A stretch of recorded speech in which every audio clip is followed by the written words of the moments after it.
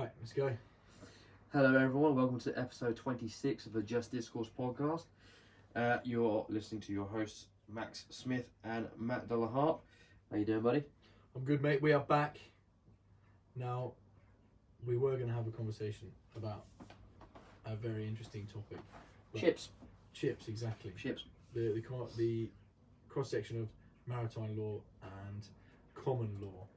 However, we need a bit more time to get develop a better information for you viewers to understand and really get an idea of what that's about and how it affects our day-to-day lives.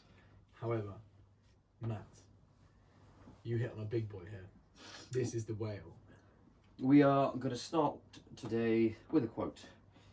Those with poor self-control are easily controlled by others. Now, whether that would be other people, other entities, your own emotions. I mean, as you say, it's a whale. This can go absolutely anyway. So if you have poor self-control, you have poor self-control in regards to what you eat, about the content you consume, about what time you go to bed, about your exercise schedule, about your sexual activities, about how often you wank, the language you use, the discipline you do or do not have, the penchant you may have for Monster Energy drinks. Cheers. Cheers. Another one. Freshie. Wow. So, now, obviously there's various degrees to it. You can have an iron will, which means that probably the majority of things in this building would go. Yeah. And just have it as a Spartan utilitarian space. Then you can have the other way, where you're a sloppy glutton, in which case there'll probably be 17 empty ones of these piled up on the floor down here. So somewhere in the middle is pretty good. You want to have strong control with a little bit of leeway. Exactly. Is where you want to be. I like to think it is 90-10. 90-10. Maybe I'd say- 85-15. I would say 90-10, that fluctuates. Yeah, you've got a 5% Yeah. fluctuation. 6%. 6%. 6% fluctuation. I like that one. But it's such a fascinating statement, because if you were looking at... First one that springs to mind for me is judgment about others. Yeah. If you have poor self-control about yourself, on some level you're going to know that. That's And down. one who would feel that way would be more likely to judge others. Or actually, let's go the other way around. One who judges others is going to have poor self-control themselves. If someone's got a lot of control, they're not going to be outspoken or critical of other people. Or punching down, if you will. Just to, I hate that phrase, but as an example. Like you're hitting a midget. Yeah, exactly. So there was that thing that no one who was doing well ever shat on someone who was doing worse than them. Yeah. Never Yeah. happens. So no one above you in your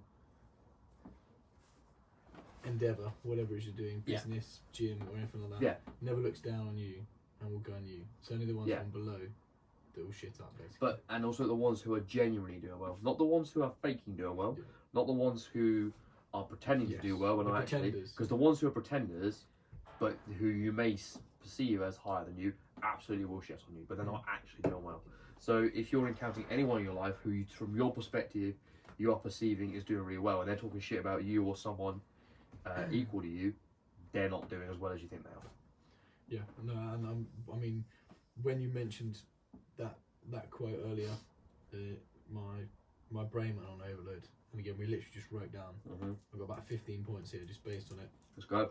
So the next one, the last one you just mentioned was judgment on others. Now, as you say, if you've got poor self-control or self-image, and you are weak emotionally, instead of doing what we do, is self-identifying the issues and what's wrong and why you are weak in a certain area, I think people fear identifying weakness in themselves, therefore they ignore it completely and run away from it, which is the fucking weakest thing you can do, is it not? That's even weaker than, choosing to identify your weaknesses. Now, if you don't choose to identify your weaknesses, how are you ever going to improve them? Because if you have a weakness and you shy away from it, you're not building on it, are you? Same as in the gym. Like the thing I hated the most in the gym were lunges.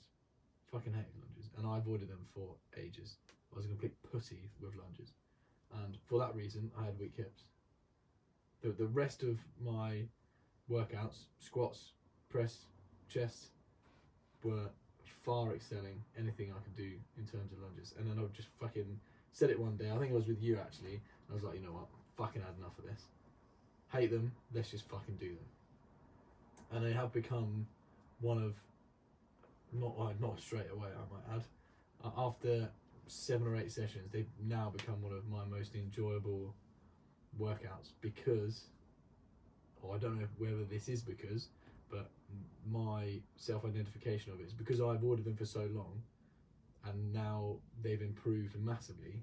It's now enjoyable because I hated it before. Now I enjoy doing them. And for that reason, they've helped me progress in all of my other movements as well.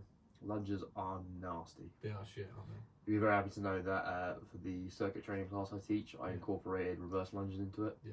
They hate me so much. I'm like, everyone, stick a barbell on your back, let's go. What's the one? Is the Bulgarian split squats? Mm-hmm. They're the ones that, again, the first time I was doing those, I fucking hated them. Yeah. But now, they're fantastic. I see such a massive improvement in them, and they're the ones that hurt me the most in a good way. You know, I will, I'll do a workout on everything else, not on leg day, but that is the one I feel it right in my ass, not the whole, the cheeks. Oh, okay. Yeah. Well, that's different exercise. That's afterwards. That's afterwards, yeah. But yeah, on that, as I said, I wrote a few things down. So, if you hit the nail on the head there. When you judge other people, it's more of a poor lack of self-understanding. Because instead of looking within yourself and improving and identifying what you see in someone else as, oh, I'm human, and I also feel the same way sometimes. You attack, don't you? They tend to attack and be like, fucking pussy, why is that person like that? Blah, blah, blah, blah, blah. Not realising that we're all human, we all have weaknesses, and we all need to work together. Well, we don't need to work together, but it's better off if you all work together to come to a better outcome. To improve ourselves and the people around us. A word for that, which I think sums up very well, is impulsive. Impulsive, yeah. You're very impulsive. If you were to say... It's a lack of self-control, isn't it? But it's interesting because I noticed this in myself the other day, that there was a particular comment, someone was describing some other person or whatever, and the first thing that came to my head, I just said straight out loud, and afterwards I was like, Jesus Christ, that was a big slip. I was like, whoa. Because then someone else went, actually, this is the case, and I was like, oh, I look like a right dickhead. And I was like, wow, that was a real lapse in control right there. And I was like, whoa, that was odd for that to just come out straight like that, because you feel like a fool. Because my impulsive and instinctive response just came straight out. Yeah. Because it was just as I say, it was a slip in control, and you're like, whoa, you feel like such an idiot from that.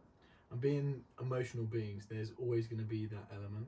Now, we've said it before, and again, Spider-Man has killed this quote, but it's still 100% true. With great power comes great responsibility. As a male, we are physically stronger. The average male is physically stronger than the average female. Just put that in there before someone comes up with some huge Russian woman that will throw me around the room. Yeah. So we have to make sure that our emotional stability is in check far more than the opposite sex, because we have the power to destroy and cause harm more than anybody else, and therefore we have the responsibility to build ourselves up so that we can control ourselves. Otherwise there will be chaos. Just to build on that point, men's upper body strength is on average between 40 and 60% higher than women's. So if a woman can lift 100 pounds, a man can lift 150. Yeah. And whether you like it or not, I'm coming with receipts. Yeah, receipts. We talk facts. We talk facts, big facts. You've got to be a realist in this world, and I know that things like that are being destroyed left, right, and centre. Trying to be destroyed. But people like us need to ensure that we keep them on track and push them so that we don't lose these things. Now, again, as you said before, poor self-control physically. If we had that before, if you are stronger than the average person, then you have to have a stronger will than the average person because you have the ability to damage more. This is a big one for me, and I can't believe it took me so long to realise it. I'm not saying it took me ages, but about things you consume. Now, it's not just the food you put in your body and the talk you have with others. It's the content you consume online. When I switched up my content from, when I was younger, women, fucking, basically that was it. It wasn't Instagram. It like when Instagram first came out, it was like women with their barely any clothes on, and it was great at the time. But then I realised that was poisoning my mind. Now, when you look on my Instagram now, it's only entrepreneurial. Instagram. We've still got the cars, still got the watches, but I try to avoid those as much as possible. However, I use those as motivation to push me through to the next level, so I allow myself those bits. Also got food on there. Can't have a bit of food. Come on, these food Instagrams are fucking great, aren't they? That's better than porn. That is porn. That is porn. That is porn. 100% that's porn. It's good porn. Whereas we're meant to eat. We're not really. We are meant to fuck. We're meant to fuck, but we're not meant to sit and watch other people fuck. I don't believe. I agree. That's the cuckiest thing you can do. What if you sit and watch yourself fuck? If you sit and watch yourself fuck yourself, what about that? That's a good point. That's a good question. I think that's probably the only porn you should watch. Now, this is how I think about when I think about watching porn. Now, I don't watch porn. Haven't watched porn for years, probably a good 4 or 5 years.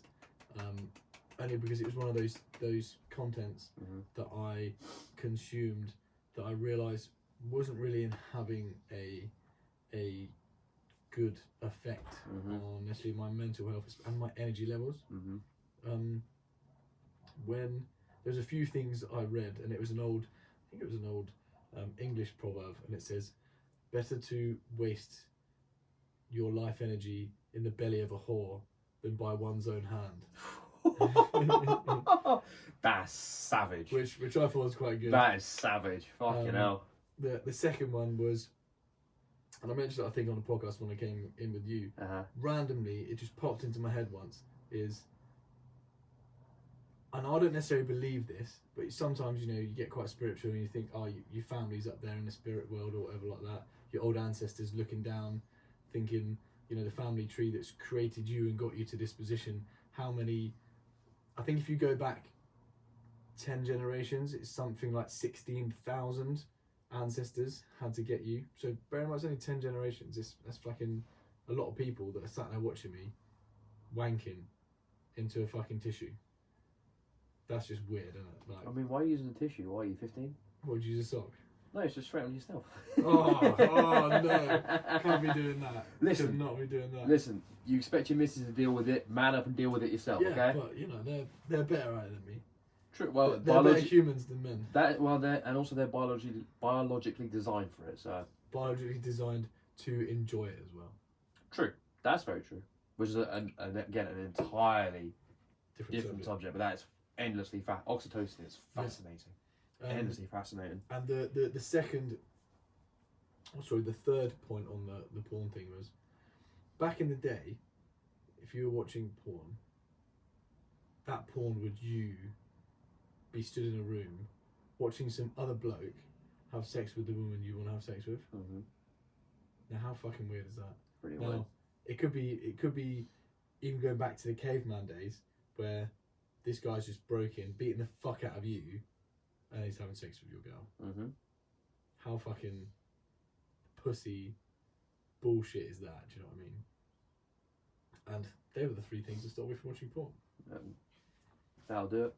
And as I say, consuming that content is not good for the mind, because I noticed immediately when I stopped is, whether it's because I was younger or of that age, a lot of the time I had overly sexualized thoughts. Probably because I was constantly watching things like that. It's a feedback mechanism on both of them. Feedback loop.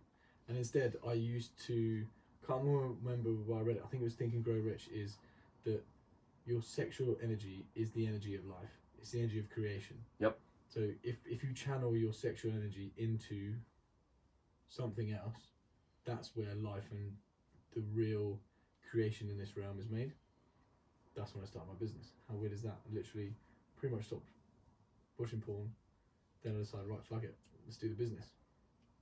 And I put all of that sexual energy into building that, which, I'm not there yet, but I'm pretty pleased about. And we've got far more to do, but because of that, I think I've gone from being basically a useless piece of shit, which we've discussed before. Most men in this life, although there's a lot of people that do not like my viewpoint on this scenario, men have to create their value in this world. We are all, in God's eyes, humans that deserve love and respect. But the reality is you don't get that until you build yourself up. Women don't respect you unless you build yourself up financially, physically, and mentally. And as the opposite sex, really, we're the ones competing. Obviously, we compete with our male counterparts, but again, unless you build yourself up physically, mentally, and emotionally, your stronger male counterparts couldn't give a fuck about you either. And it's interesting you talk about sort of strength, because if you're talking about emotionally, if you're talking about sort of strength, it's not necessarily the guy who's better than you is not necessarily the bigger one, or not necessarily the one who's has bigger arms than you, but maybe the one who is more grounded than you, the one who's more confident, the one who may have more charisma, the one who may Bruce Lee, the one who may perfect example, because he was a small guy. Sorry to interrupt. You sick bastard! But every time. But he was a small guy, but he can control himself so emotionally and control his breathing that he would get the other people to fear and lash out. Once they lash out, use their energy, bam, they just come in. Don't know if that's there may be a false equivalency, because you're talking in a physical confrontation. I'm talking from what you were saying specifically about like losing your girl, for example. So if you about emotional strength. So the guy who is a threat to your relationship would be the one who is more emotionally grounded than you are, and he's more confident, he's more stable, he's an emotional rock, as it were, because you can't. Women with strong attachment styles, I'm not going to go for the guy with erratic behaviour, like two friends that you and I share, who are just crackheads, who are crazy people, but they attract people with poor attachment styles because they like the craziness. Very similar issues. Yeah, because they have their own issues. But ones who are strong will attach themselves to people who are emotionally strong as well. Which is just an interesting dynamic thing, like emotionally strong. It's just like you just need to be confident and assured of exactly who you are. You know who you are, and that's the part that's attractive from that there. And you can only do that by self-identifying. Precisely, and constantly working on yourself to be better. Exactly. It's like the David Goggins thing is when you work out in the gym or you train physically, that's when you really find out who you really are. Because I think it is he that said this, is when your mind tells you you're ready to give up, you're only 40% of the way. So you still got another 60% in the tank. And if you can control your mind, which is that your subconscious speaking to your conscious mind, or is that just your yin and yang of your conscious mind, the pessimist and the optimist? The pessimist is saying like, you're done, I've had enough here, and the optimist is saying, nah, fuck you bitch, we got more to do. It's a good question. I would say the pessimist would be the conscious mind, and the subconscious would be the one that's harder to reach because it's in your subconscious, and that's the one that's actually got the reservoir of fuel. There's a guy I used to train with, to your point there, who he would only start counting reps when it started to hurt. That's good. Sick bastard. And that's what Arnie used to say, wasn't it? He was such a sick bastard, but it was brilliant because he had insane results. Because you could just go that much further. Because you only start counting after it starts to hurt. Sorry, it might not have been Ali. It might not have been Arnie. I think it was Muhammad Ali. Actually. Yeah, there you go. Yeah. And again, these are all people that have. Well, these are titans of history. Exactly. And they're not even that. Yeah, this is recent history as well. The titans of our contemporary. Produce so much. And I mean, going on to Language. This was a big one. Hold Sorry, that. Karen, go on, go. I'm just gonna, before we move on from content, it's not just the sexual content that you're consuming either. Now, whether you're consuming any or zero or some at all is irrelevant. Yeah. It's just content overall. So content of information that you're taking in is as important as the diet of information you consume is as important as the diet of food you're consuming. If all you listen to all day Love Island is politics, that's going to fry your brain. If all you listen to all day is Love Island, it's going to fry your brain. If all you're consuming is The Simpsons, it's going to fry your brain. They're all entertaining in different ways, but it's not good. You need a little bit of everything. A little bit. You need a little bit of things to balance it out. You want like if you take, I think this is one of the reasons why Rogan is so popular is because he has such a varied guest list over the 13 years he's been doing it, that you could listen to just him, and that's an incredible education because you'll have comedians, politicians, scientists, UFO specialists, astronomers, UFC fighters, boxers, beekeepers, archaeologists, dinosaur hunters, divers, endless stuff. Alex Jones, Jordan Peterson, Russell Brand, which, to our previous episode, the episodes with Russell Brand are fucking brilliant. Brilliant, really good, really good. I have to watch them before they get deleted. I think that's one of the reasons why he's so popular, because you have such a varied diet of information. You get a full education. Again, I've said it ad nauseum, but a friend of mine, also called Joe, he introduced me to Rogan years ago, and to this day, I lay full credit of who I am as a person at this guy's feet because he introduced me to Rogan, because that dug me out of a horrific pit. Because I was listening to all of these stories of people who've gone through way worse than I had, and then this is what they achieved with their life. I was like, if they can do that shit, then I can get myself out of this. Yeah. And I did, and here I am. 100%. And again, that's all based on mental self-control, isn't it? Which I didn't have until it taught me that. Exactly. Now, I think we should hit a few points on, so we've talked about the self-control side of things, but let's hit on a few points of how we're easily controlled if you don't have the self-control. So, big time. Again, let's go back to the judgment of others. So, again, how you can be controlled on that is, say you see it especially in the schoolyard. You'd have one person who's fairly controlled and adept in the sort of language of manipulating people, and they would decide they don't like someone or whatever like that, and you'd get all like the minions. And I think you'd see it more from females. Not gonna lie. The little cliques. Exactly. They would all sort of gang up on one person. And if you ask those people why they're ganging up, they wouldn't really be able to give you any answer. They would just give some bullshit narrative of... They've got bad hair. Exactly, yeah. And what they would tend to never admit is, because Charlene or whatever told me to hang out. Charlene. I don't know, that's the first name that comes to mind. Why that was the first name? Why not? I don't know. Why not? I don't know any Charlenes. You do now. I do now. Yeah. Again, emotionally, that is an emotional manipulation. If you're allowing someone else to cast judgment into your mind so that you affect the world and other people in a different way. Physically, if you are weak physically, you have no choice to be controlled by the bully, because that's right. He's going to beat you up and throw you around until you step back. Or even at an older point where it's not as acute as that, but it's more like intimidation. Yeah. So it's the rule of might as opposed to the rule of right. Yeah. We touched on it before, haven't we? This is another reason why we sort of stress that you should get yourself in the best physical ability and be confident in your own strengths, because when adversity does strike, especially in business, you get these people that like to intimidate, because again, business is war at the end of the day, isn't it? They come in and try and intimidate, and if you're not intimidated, a lot of the time they fall to pieces. They'll come with you with intimidation and trying to hit you on the price or battle you down. And so many times is people will try and hit me on the price or something like that, and as long as you back the courage of your convictions, Will, you fucking love that one, he says it all the time, so I'm just chucking it in there for him. Will, you're a knob. Back the courage of your convictions. Otherwise, it leaves you in an invidious position. Invidious position. Google that one because you'll like that word. That's a good word. Leaves you in an invidious position. as long as you stay strong. You know, how many times people will try and hit me on the price, and I've gone, right, absolutely fine. I can understand your concerns. We've got the pricing because of this. You're more than welcome to go elsewhere. However, the reason you're coming to me is because you've had a bad experience with your previous supplier. Have you not? Let them answer and say yes.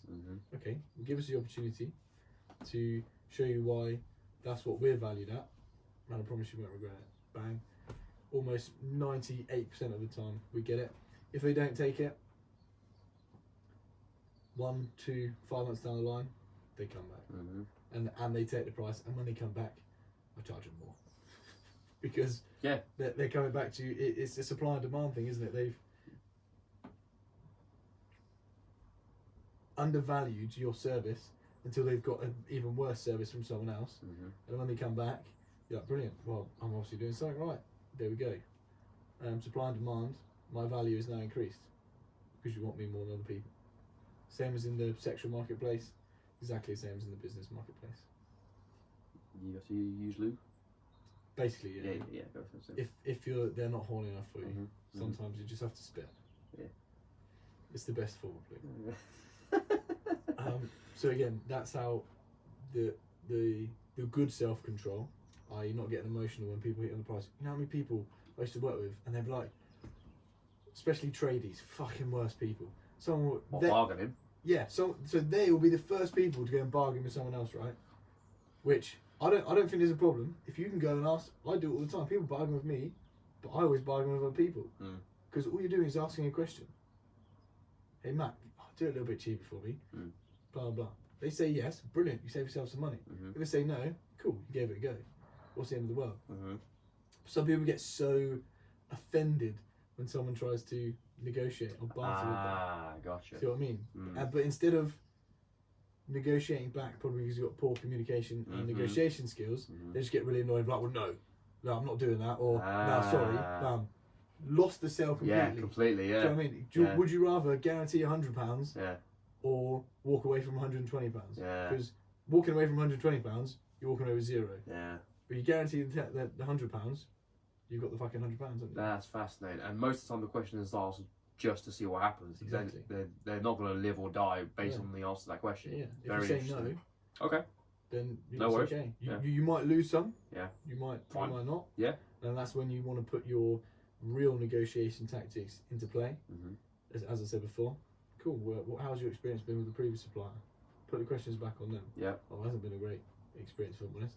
Brilliant. So what's the reason you came to us? Oh, because we've heard that you provide a great service. Okay, well that's why. Absolutely right. We're slightly more than the other people because we provide a great service. Now, bam. That's the objection overcome right there. And also with negotiation, particularly complaints. I love complaints. Smash complaints are my lifeblood. They're so much fun. People hate them, but it's, as long as you I think control yourself emotionally. Oh yeah, well there's fucking easy. I think it comes from you and I having that background in not just with a combination of clients and colleagues that's real confrontational and real like cutthroat.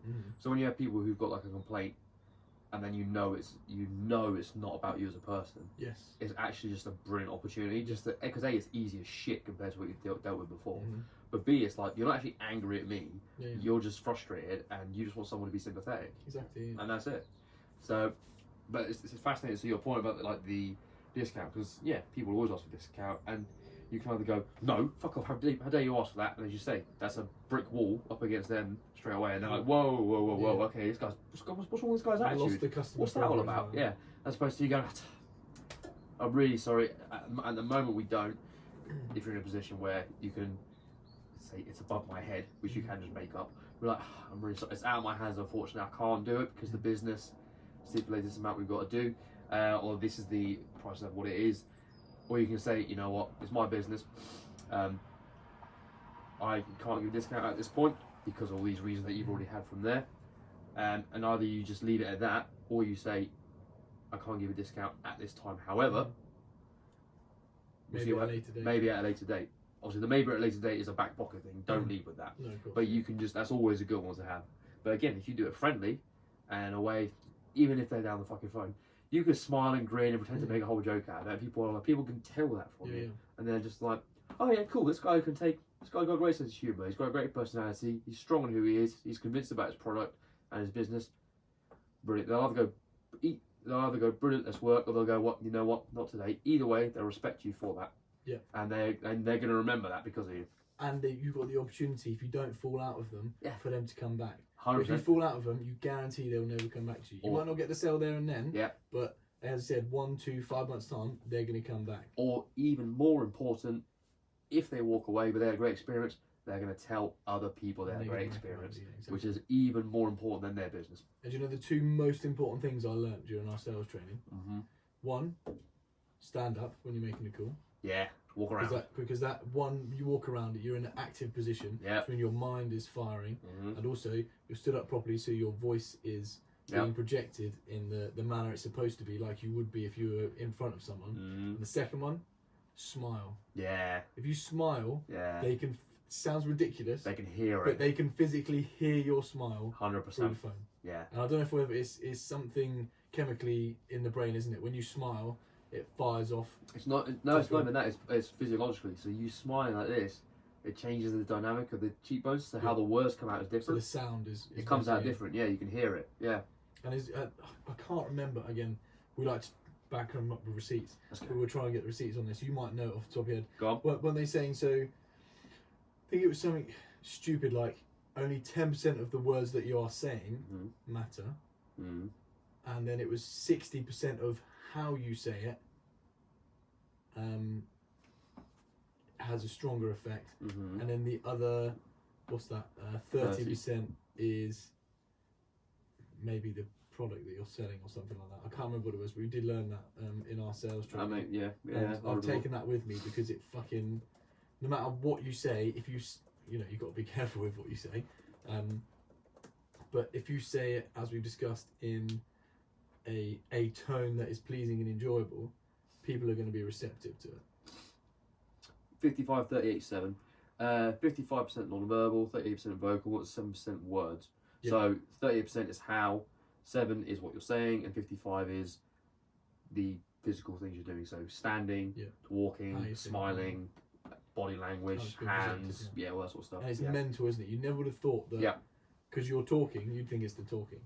And I've identified this in other people, and I see them doing it.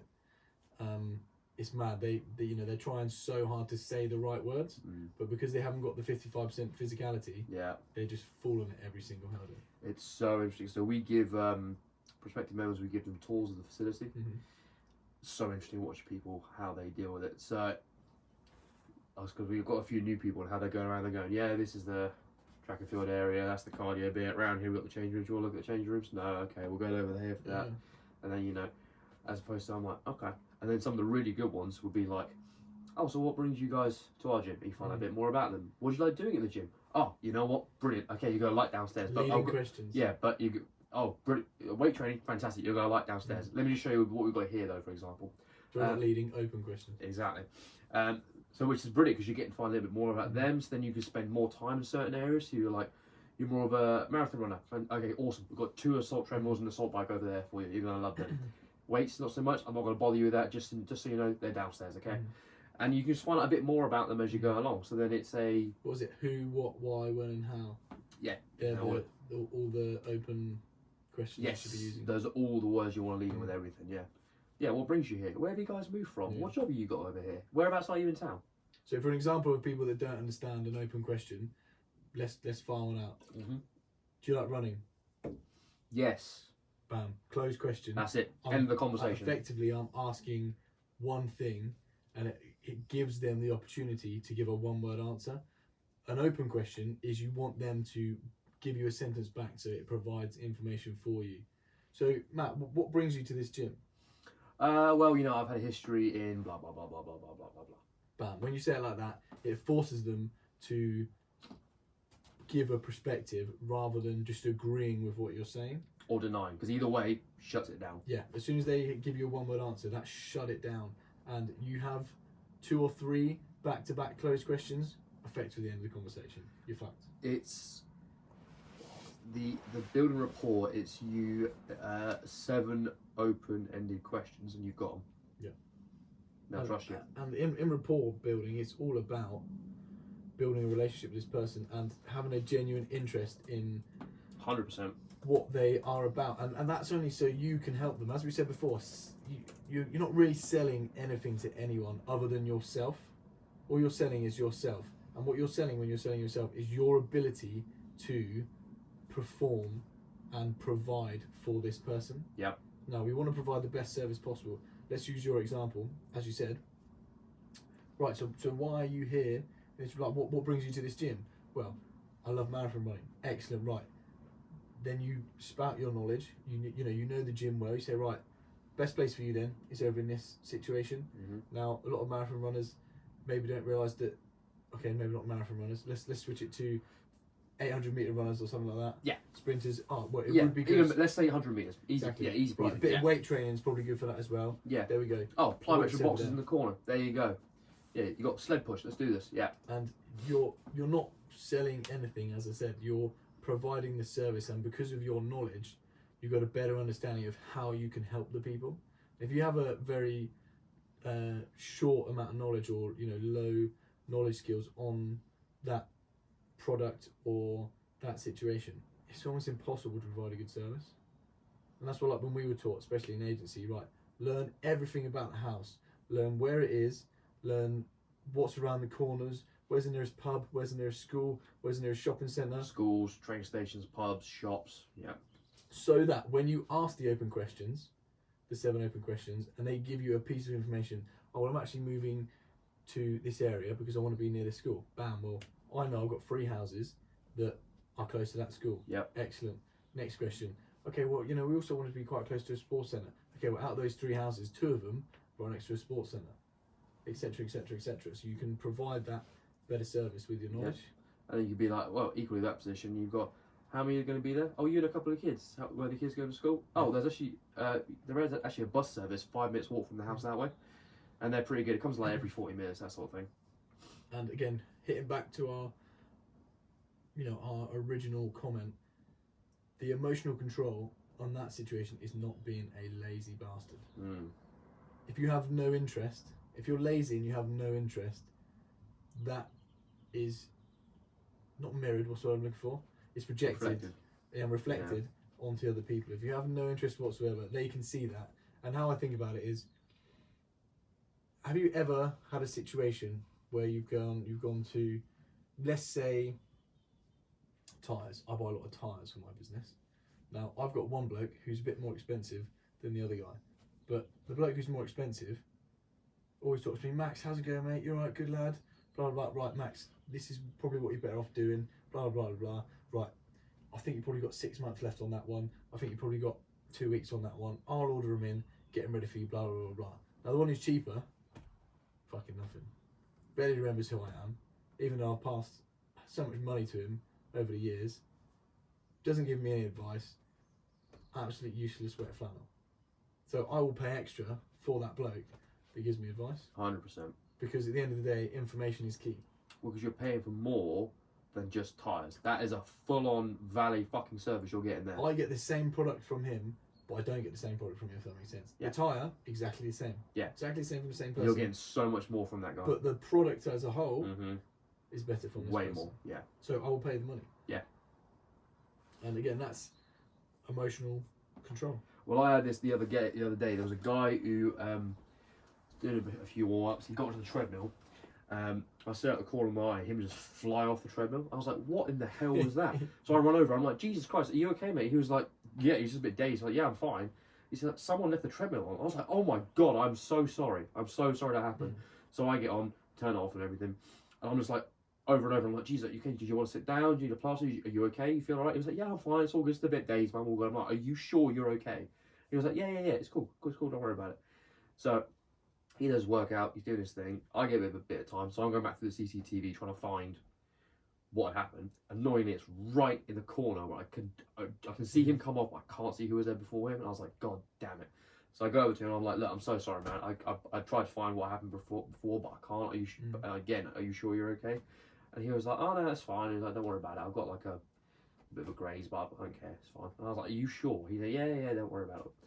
And then a few days later, I see him and I'm like, how's the leg doing, buddy? You okay? And he was just like, bloody hell, you didn't check up on me. I was like, well, you fell off a treadmill. Of course I'm going to check up on you. He was like, you know what? He said, I'm doing great. But you know what? I was thinking there was another gym closer to me that I was actually thinking of going to. I'm not going to go there now. I'm going to stay here.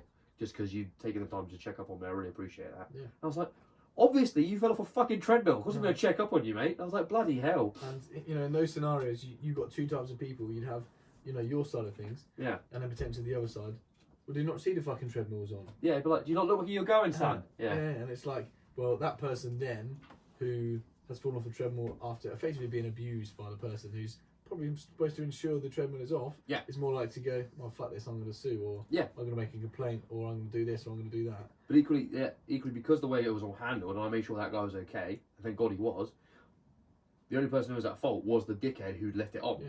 And I don't know who that was, which is really annoying. You could have lost revenue based on that. 100%. And because you didn't. Yeah, and I would have fully backed him to be like, yeah, fair fucking play. And as we know, with poor emotional self-control, there could be people that he could be so embarrassed of what happened. We're not like this because we're fairly open people, but I know of people that something will go wrong. Nothing wrong with the gym. Nothing wrong with the people that work there. And they think, fuck, I'm never going back there again. And they'll go to another gym. It's probably worse. Probably costs more. Further away, just due to the embarrassment of those situations.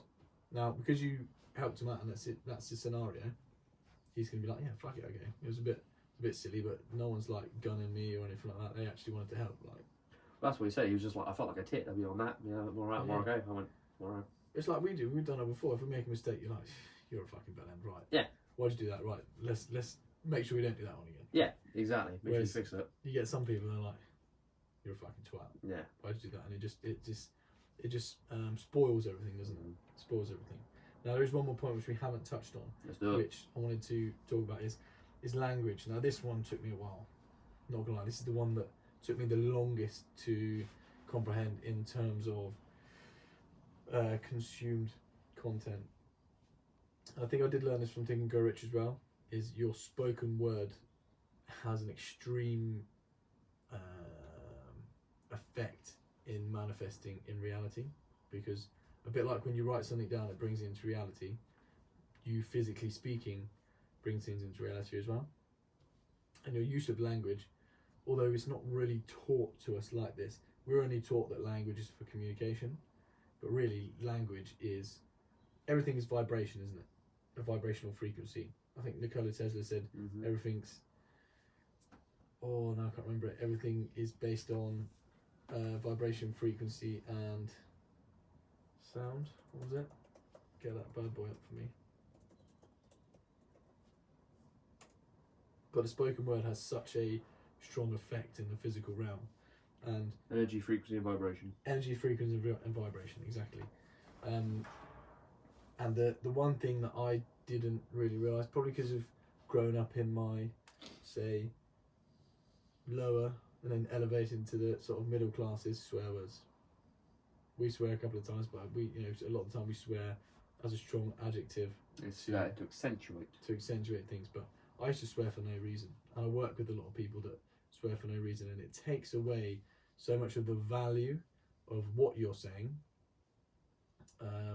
The word then becomes, as I said, devalued. It means nothing because it's said so much. Now, we all know that friend, especially women. Now, they won't swear at all, but when they swear, you're like, yeah, that meant something. Yeah, do you know what I mean? That was real. Yeah. She's either worried or passionate or really angry, or really angry, exactly. Yeah. But then the person that swears all the time, you can't really gauge what they're trying to get or understand. And my father always said to me when I was younger, is swearing shows a lack of the grasp of the English language, because there are so many adjectives out there that can be used, much more powerful and more. I mean, really, when we're conversing with people, we're trying to project an image into their minds, aren't we? So they can develop an understanding of what we're thinking. We're trying to get the image from our mind, verbalise it to the local area, so that they can hear it and project the same image into their mind. But when you swear, it's swear unnecessarily and too much. It ruins what it is you're trying to project. I was raised being taught that it's lazy. It is very lazy. 100%. Yeah. Very lazy. That's a very good point, Mr. Max, and I think that's a excellent point to wrap up on for that one there. Now, I'm gonna hazard a comment. I think this is one of the best ones we've done. No, this was. Oh yeah. This was powerful. It was very good. This was a bit like our first